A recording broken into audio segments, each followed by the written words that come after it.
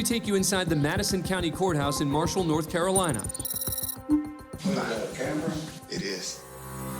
The person behind the camera identifies himself as DJ Gear. He's not a defendant, just someone looking to record some courthouse video for his online channel that tests the right to record in public places, like police departments and courthouses.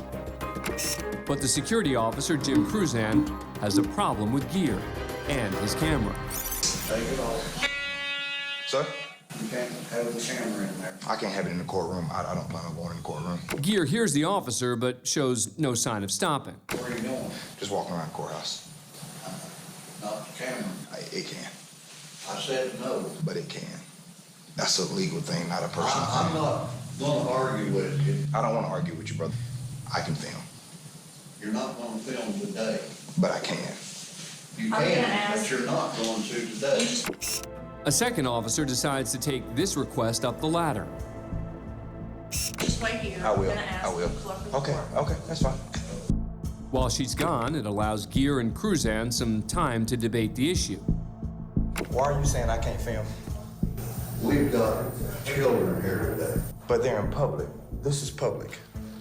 Please don't touch me. That's an assault, okay? Give it to me. I tell you what, I'm gonna step out here. Go. You put your hands on me. That's an assault. I don't want that to happen, okay? Please. I don't know what your game is or what I don't want. you're up It's not a to. game, Officer Cruzan. Can you please call your supervisor? Because if you put your hands on me, that's an I'm assault. not calling a supervisor. I'm in charge here right now. Can I have a supervisor, please? I don't want to be You argumentative. can go up to the sheriff's office. You can talk to the sheriff. I just You want just understanding. want to start. No. That's all you want to do. Why are you cursing at me, brother? I'm not cursing at you. I said all you want to do is start. I'm not starting. That's all you want. I just want to be understood. Oh, I understood. I just want to be understood. Is it wrong to ask for understanding? Put it on videos. I don't care. I don't. All right, I'm just going. You're not going to go in here and bother I'm just people going or for the interrupt court. this court. I'm just going to wait for the clerk of court, okay? I said you're not going to interrupt this court. No, brother. Now you can go. Outside, now. Here comes the clerk of court. Go. I'm waiting on the clerk of court, like I was told. I to, okay? said you're not going to disturb this court. The other officer, who happens to be Officer Cruzan's wife, returns.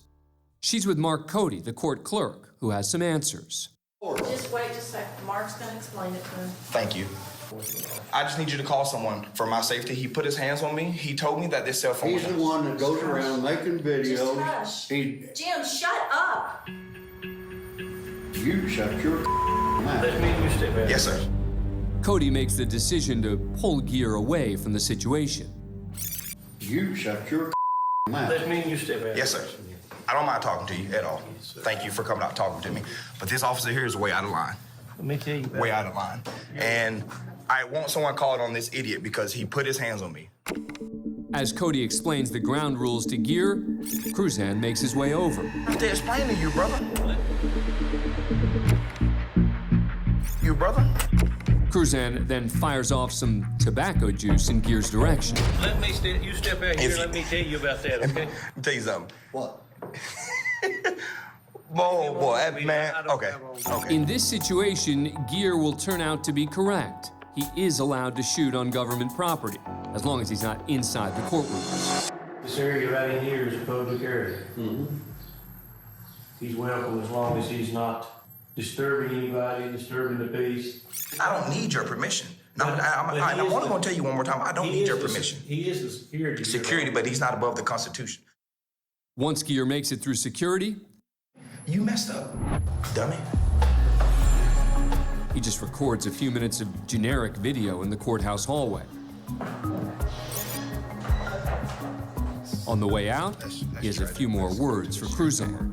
So thank you again for your professionalism, all right? You're finna be unemployed. Gear's prediction would also come true. After he filed a complaint to the sheriff's office, Cruzan was fired from his job. According to Cruzan, he was told he was fired for using foul language and because of allegations of civil rights violations made by Gear. The Madison County Sheriff's Department had no official comment. But there's no quit in this lawman. 4 months later, Cruzan announces he's running for sheriff of Madison County. The election will take place in November of 2022. Looks like a typical morning outside the Tulsa County Courthouse in Oklahoma. That is, until this man shows up. To say he's underdressed is an understatement. He's wearing nothing but a shirt, leather harness, and shoes. And to be clear, without this blur here, you'd see it all. Besides the occasional glance, there is surprisingly little reaction. Until he gets to the security checkpoint, where he's immediately arrested and taken into custody. Brian Edward Johnson is booked into jail on a complaint of indecent exposure. He's later released after posting $2,000 bond. So why did 55-year-old Johnson show his 55-year-old Johnson? Believe it or not, he says it was all part of a dare. Next time, maybe he should go for the truth and nothing but. We're off now to Raleigh, North Carolina, and the Wake County Courthouse.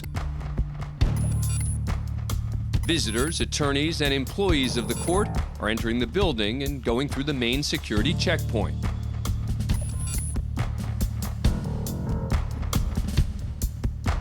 Watch closely as this man picks up his personal belongings from the container. Whoops. He has no idea he just dropped his wallet, and now he heads to the elevators. It's not until he attempts to pay a court research fee on another floor that he realizes his wallet is missing.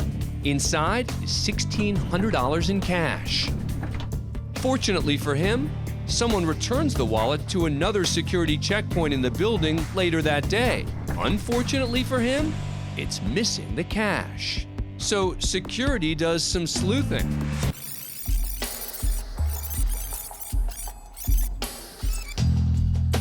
Moments after he drops his wallet, this gentleman makes his way through security and apparently becomes aware of the situation.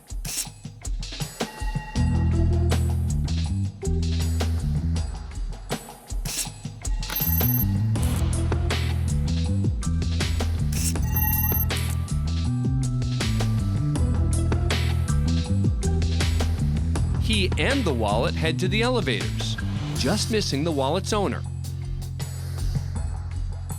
It looks like he's checking out the contents.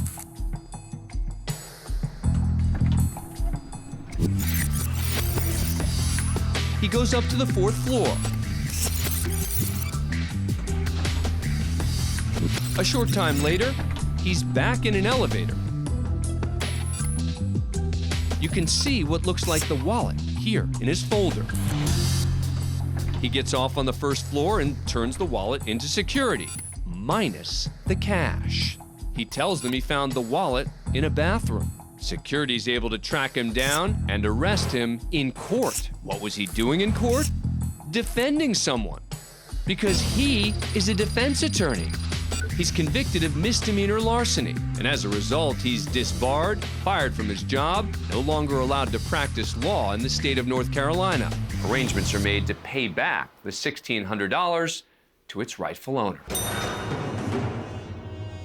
Meet the man in the fur cap, 21-year-old Robert Peterson. He's the person filming this footage as he enters the Kootenai County Courthouse in Idaho. That has to go through the X-ray machine if you want to come in this building. Peterson is a hearing for a minor traffic infraction, riding his bicycle at night without a light. But from the moment he steps inside the door, it's clear this won't be a typical security check. And I'd just like to know where your warrant is. I don't need It's it. clearly posted on the entry of the building. What, clearly posted that I have to forfeit my right to be free from unreasonable search and seizure? Coming into this building. Yeah, every person is. I'm not a person. I'm a man. And more specifically, a free man. Peterson considers himself a sovereign citizen. I'm not subject to your jurisdiction, and the court has already confirmed that. I'm here for one purpose. All right, You can submit or you can leave. that's fine. I mean, That's what we're I'll trying to do get that, you to do. but you will be charged a bill. Charged a bill? Rather than escalating the situation, one of the bailiffs decides to play along. You will be served a bill. Send me a bill. I don't have any weapons. I didn't come here to raise a ruckus. After clearing security, Peterson finds a seat at the rear of the courtroom and continues filming. Sir, there are no cameras in the courtroom. Excuse me? There are no cameras in the courtroom. Yeah, there is. No, you have to put that away. No, I don't. Yes, you do. Under what authority? You have to have a court order from a judge before you can have a camera in the courtroom. Okay, well, I'm going to capture No, you can't. this on video. You gotta turn it off. It's for both of our protection. Well, you have to turn it off. No, thank you. Enter bailiff number 2. Shut the camera off now. No, thank you. I do not consent to you touching me or seizing my property, so you need to Shut back the up. camera off now. I'm not doing anything wrong. Yes, you I'm are. holding you accountable because you're about to overstep your bounds. The bailiffs then decide to clear the courtroom and question Peterson directly. What's your first and last name? I don't have a last name. You don't have a last name? No. What's your first name? I don't have a first name either. I've got a name. My name is Robert. You can call me Robert. As you can see, this bailiff keeps his sense of humor about the situation. What are you? Are you human? I'm a man. You're human? I'm a man, yes. Can I see your Idaho state license? No, I don't have one. You don't have one? My person does, but I don't. With the situation seemingly diffused, Come on in, folks. the bailiffs usher everyone back into the courtroom. Well, except for one person. Okay, Excuse me. Camera. Excuse me. You're blocking my freedom of movement. I am. All right. Well, P. Barnes, you just admitted to me that you're violating my rights. No, I'm not. You can't come in with the camera. Well, you're violating my rights. And this is also Clear freedom those of the people out press. from behind you. This is also freedom of the press. I mean, I don't know what the hell law book you're reading, man, but it doesn't apply to me. Why are you worried about cameras? Because you want to do something Against the wrong? rules. Because you want to do something wrong? Because if it's against the rules, that means it's because somebody intends on wronging somebody else. Because they're afraid of being held accountable. P. Barnes. It's a nice speech, but you're still not coming in. Well, please step aside. I'm going in. No, you're not going in. Don't touch me. You're not going in, sir. Let the record show that you just battered me Step back. and you're using... Step back. After Peterson refuses to step back, Chief Bailiff Pete Barnes fires his taser. And you're using... Stop, please. I'm not doing anything wrong. Hey, you know what? You guys are really overstepping your bounds right now. Put the cuffs on him. Put the cuffs on. What are you arresting me for? The answer to that question? Peterson's charged with 3 counts of battery and 1 count of contempt of court. He would later enter an Alford plea, meaning he didn't admit to committing a crime, but acknowledged there was likely enough evidence to convict him.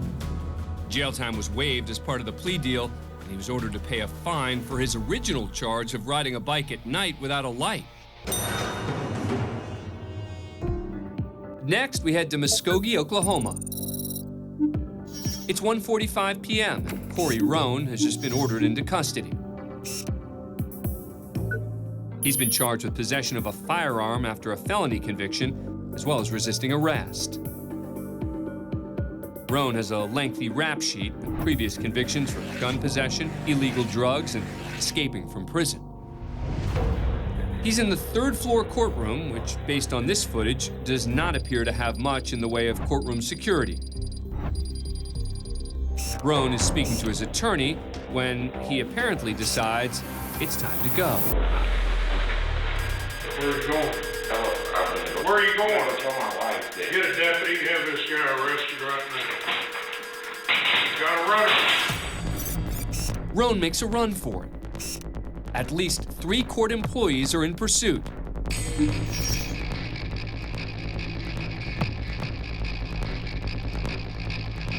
He heads for the stairs.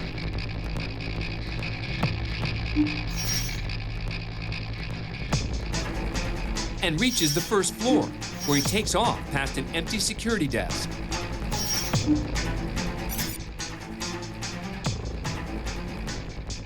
With the courthouse exit in his sights, there's just one deputy standing between him and the street.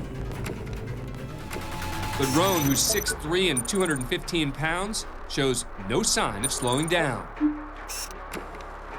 Roan takes the deputy with him, right into the metal detector.